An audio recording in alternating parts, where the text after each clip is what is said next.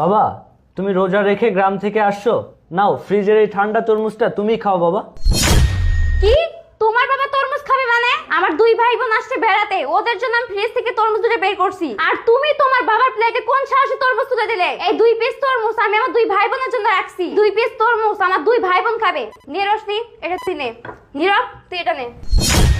রাজিয়া, এটা তুমি কি করলে? এই তুমি চুপ থাকো, একটা কথা বলবা না। কি করলাম মানে? দারোয়ানের কাছে আমি 400 টাকা দিয়ে একটা তরমুজ আনাইছিলাম, সেটাকে বাসায় এনে কেটে দেখি যে সেটা ধবধবে সাদা। তারপর আবার আমি তাকে বাজারে পাঠাইছি, সে আরেকটা তরমুজ নিয়ে আসছে, সেটাকে ফ্রিজে রাখছে ঠান্ডা করছি। আর তোমার বাবা কি করছে জানো? সেরির পর পুরোটুক তরমুজ নিজে একা খেয়ে ফেলছে। 2 পিস তরমুজ আছে আমার দুই ভাই বোনের জন্য রাখছি, সেটাও তোমার বাবা প্লেটে দিতে হবে কেন? আমার এই দুই ভাই বোন কি ভেসে এসেছে? বৌমা, আমার খুব জ্বালা পোড়া উঠছিল, তাই আমি তরমুজটা খেয়ে ফেলছি। তরমুজটা খাওয়ার সময় তো আমি একা খাই নাই, তোমার ভাইকে নিয়েই খাইছি।